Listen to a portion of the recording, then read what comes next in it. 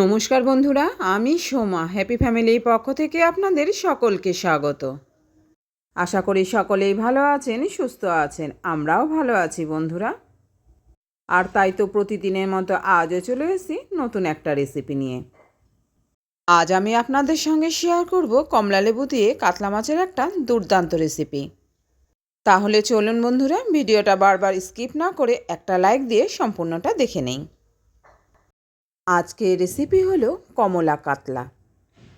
আর এই রেসিপিটা কিন্তু বন্ধুরা বহু পুরনো একটা রেসিপি, যেটা এখন প্রায় হারিয়ে যেতে বসেছে। আজকের রেসিপির জন্য আমি এখানে 4 টুকরো কাতলা মাছের পিস নিয়ে নিয়েছি। মাছের টুকরোগুলোকে ভালো করে জল দিয়ে ধুয়ে নিয়ে এখন আমি এর মধ্যে দিয়ে দিলাম পরিমাণ মতো লবণ আর হলুদ। আর লবণ হলুদের সঙ্গে আমি এখন দিয়ে দিলাম হাফ চামচ পরিমাণে ঝাল লঙ্কার গুঁড়ো। ঝাল লঙ্কার গুঁড়োটা পুরোটাই অপশনাল, চাইলে এটাকে কিন্তু স্কিপ করতে পারেন। ঘরে বাচ্চারা থাকলে তো এটাকে স্কিপ করতেই হবে। এখন মাছের টুকরোগুলোর গায়ে লবণ, হলুদ ও লঙ্কার গুঁড়ো খুব ভালো করে হাত দিয়ে ঘষে ঘষে মাখিয়ে নিতে হবে। আর আমি এখানে ভালো করে হাত দিয়ে ঘষে ঘষে লবণ, হলুদ আর লঙ্কার গুঁড়োটা মাছের টুকরোগুলোর গায়ে ভালো করে লাগিয়ে দিয়েছি। এখন 15-20 মিনিট এটাকে ঢাকা দিয়ে রেস্টে রেখে দিলাম। ফিরে এলাম 15-20 মিনিট পর। ঠিক 15-20 মিনিট পর আমি মাছের ঢাকাটা খুলে নিলাম। আর এদিকে গ্যাস ওভেনে কিন্তু আমি একটা কড়াই বসিয়ে দিয়েছি। এখন ওভেনটাকেও অন করে নিলাম। কড়াইটাকে খুব ভালো করে গরম করে নেব। কড়াই খুব ভালোভাবে গরম হয়ে গেছে। এখন গরম কড়াইয়ের মধ্যে দিয়ে দিলাম আমি পরিমাণ মতো সর্ষের তেল। এখন তেলটাকেও খুব ভালো করে গরম করে নিতে হবে। এখন কিন্তু তেলটা খুব ভালোভাবে গরম হয়ে গেছে, কড়াই থেকে ধোঁয়া উঠছে। এবার আমি এক এক করে এই মাছের পিসগুলোকে দিয়ে দেবো গরম তেলের মধ্যে। আর এক এক করে সবগুলো মাছের পিস আমি দিয়ে দিলাম গরম তেলের মধ্যে। এবার মাছগুলোকে উল্টে পাল্টে আমি ভালো করে ভেজে নেব। তবে খুব বেশি কড়া করে ভাজবো না, আবার একেবারে নরম করেও ভাজবো না। মোটামুটিভাবে ভালো করে এপিট ওপিট ভেজে নেব। একটু সময় নিয়ে আমি গ্যাসের ফ্লেমটাকে মিডিয়ামে রেখে এপিট ওপিট ভালো করে ভেজে নিলাম। মাছগুলোর এক পিঠ ভাজা হয়ে গেছে, আমি মাছগুলোকে উল্টে দিলাম। আর এদিকে হামাল দিস্তায় আমি নিয়ে নিয়েছি 4টে এলাচ, 4টে লবঙ্গ ও 2 টুকরো দারুচিনি। এবার এই গোটা গরম মশলাটা ভালো করে থেতো করে নিয়েছি।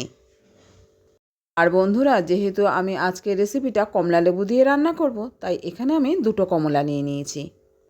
আর কমলা লেবু দুটোকে আমি ছাড়িয়েও নিয়েছি অফ ক্যামেরায়। এখন এই ছাড়ানো লেবুগুলোকে সাইডে রেখে এখানে আমি নিয়ে নিলাম একটা মিক্সি জার। এবার এই লেবুগুলোকে আমি মিক্সি জারে দিয়ে দিলাম। তবে আমি এখানে মিক্সি জারে দিয়ে দিলাম, আপনারা কিন্তু এটাকে হাত দিয়ে চেপেও রসটাকে বার করে নিতে পারেন। আর এই রকম কমলা লেবু দিয়ে না করে বাজার থেকে কেনা জুস দিয়েও কিন্তু করতে পারেন, তবে সেটা সবথেকে সহজ পদ্ধতি হবে। আর এই যে লক্ষ্য করুন বন্ধুরা, আমি কিন্তু লেবুটাকে একবার ঘুরিয়ে নিয়ে এসেছি, কেননা লেবুর মধ্যে অনেক দানা থাকে, বেশি ঘোরালে কিন্তু দানাগুলোও পেস্ট হয়ে যাবে। এবার একটা স্ট্রেনার দিয়ে এটাকে আমি ভালো করে ছেঁকে নেব। লেবু থেকে কিন্তু অনেকটাই জুস বেরিয়েছে। আর এই লেবুটা কিন্তু ভালোই মিষ্টি ছিল, খুব একটা টক ছিল না। এদিকে গ্যাসের ফ্লেম মিডিয়ামে রেখে আমি কিন্তু মাছগুলোকে এপিট ওপিট ভালো করে ভেজে নিয়েছি।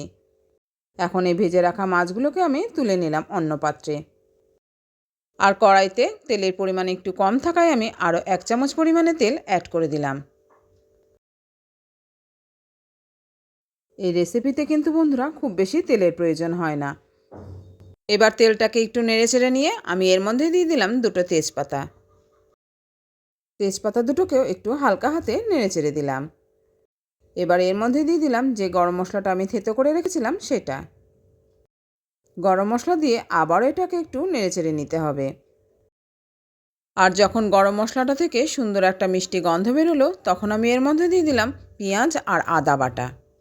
4 টুকরো মাছের জন্য এখানে 4 চামচের 2 চামচ একদম ভর্তি করে পেঁয়াজ আর আদা বাটা নিয়েছি। এবার এটাকেও ভালো করে নেড়েচেড়ে নেব, যতক্ষণ না পেঁয়াজ আর আদার কাঁচা গন্ধটা চলে যাচ্ছে। একটু সময় এটাকে নেড়েচেড়ে নেওয়ার পর যখন পেঁয়াজ আর আদার কাঁচা গন্ধটা চলে গেল, তখন আমি এর মধ্যে দিয়ে দিলাম লাল লঙ্কার গুঁড়ো। লাল লঙ্কার গুঁড়ো দেওয়ার জন্য এর কালারটা কিন্তু দারুণ হবে। আর যদি ঝাল খেতে খুব পছন্দ করেন তাহলে এখানে ঝাল লঙ্কার গুঁড়ো দিয়ে দেবেন। রেসিপিটা একদম হবে টক ঝাল মিষ্টি টাইপের। এতে কিন্তু দুর্দান্ত হয়। একদম সামান্য তেলে কোনো রকম মশলা ছাড়াই এটা কিন্তু খেতে অসাধারণ লাগে। লঙ্কার গুঁড়ো দিয়ে একটু নেড়েচেড়ে নেওয়ার পর এখন আমি এর মধ্যে দিয়ে দিলাম যে কমলালেবু থেকে জুস বার করে রেখেছি সেটা। 2টো কমলালেবুর পুরো জুসটাই কিন্তু আমি এর মধ্যে দিয়ে দিলাম। এবার এটাকে কিন্তু খুব ভালো করে ফুটিয়ে নিতে হবে। লেবুর জুসটা দেওয়ার পর একটু নেড়েচেড়ে নিয়ে এখন আমি এর মধ্যে দিয়ে দিলাম 1/2 কাপ পরিমাণে জল। যে বাড়তি জলটা দিলাম আমি সেটাকে কিন্তু ভালো করে ফুটিয়ে শুকিয়ে নেব। জল দেওয়ার পর আবারও এটাকে ভালো করে নেড়েচেড়ে নিলাম। এখন 5-7 মিনিট এটাকে ভালো করে ফুটিয়ে নিতে হবে। ঝোলটা কিন্তু এখন ফুটে গেছে। এবার আমি এর মধ্যে দিয়ে দিলাম বেশ কিছুটা পরিমাণে কিশমিশ। এরপর দিয়ে দিলাম চা চামচের ভর্তি 1 চামচ চিনি। আর আগেই তো বলেছি বন্ধুরা, রেসিপিটা একটু টক ঝাল মিষ্টি হবে। এবার আমি এর মধ্যে দিয়ে দিলাম ঝাল অনুযায়ী 3টে চেরা কাঁচা লঙ্কা। এখন এটাকে ভালো করে ফুটতে দেব। প্রায় 5-6 মিনিট আমি ঝোলটাকে ভালো করে ফুটিয়ে নিয়েছি। এবার আমি ভেজে রাখা মাছগুলোকে দিয়ে দিলাম। আর ভেজে রাখা মাছগুলো দেওয়ার পর আবারও কিন্তু আমি 4-5 মিনিট ফুটিয়ে নেব। আর এতে কিন্তু বন্ধুরা হলুদ দেওয়ার কোনো প্রয়োজন নেই। হলুদ ছাড়াই কিন্তু এর কালারটা দুর্দান্ত হবে। আর মাছগুলো দেওয়ার পর আমি কিন্তু অফ ক্যামেরায় পরিমাণ মতো লবণও দিয়ে দিয়েছি। এবার এটাকে আবারও 4-5 মিনিট ফুটিয়ে নিয়ে আমি গ্যাস ওভেনটাকে অফ করে দিলাম। আর আজকের এই রেসিপিটা বন্ধুরা আমি বাড়িতে থাকা কমলা লেবু দিয়ে বানিয়েছি। তবে লেবু যদি খুব ভালো না হয় তাহলে রেসিপিটা কিন্তু একটু তিতকুটে টাইপের হবে। তবে আমাদের কিন্তু এটা খেতে বেশ লেগেছিল। আর আপনারা চেষ্টা করবেন বন্ধুরা বাজার থেকে যে জুস কিনতে পাওয়া যায় সেটা দিয়ে বানাতে, তাহলে সেটা আরও টেস্টি হবে। আমার পরিবারে আমার নতুন পুরনো সকল বন্ধুদের জন্য রইল অনেক অনেক ভালোবাসা। বন্ধুরা, প্রতিদিনের মতো আজকের রেসিপিটাও আপনাদের কীরকম লাগলো জানাতে কিন্তু ভুলবেন না। যদি ভালো লেগে থাকে অবশ্যই লাইক, কমেন্ট ও শেয়ার করবেন। আর চ্যানেলে নতুন বন্ধু এসে থাকলে চ্যানেলটিকে সাবস্ক্রাইব আর ফলো দিয়ে আমার পাশে থেকে যাবেন। আর হ্যাঁ বন্ধুরা, সাবস্ক্রাইব করার সময় পাশে থাকা বেল বাটনের অল অপশানটা কিন্তু সিলেক্ট করে রাখবেন। তাহলে যখনই কোনো আমি নতুন ভিডিও আপলোড করব সঙ্গে সঙ্গে তার নোটিফিকেশান আপনি পেয়ে যাবেন। আর আপনি আপনার সময় মতো সেটাকে দেখে নিতে পারবেন।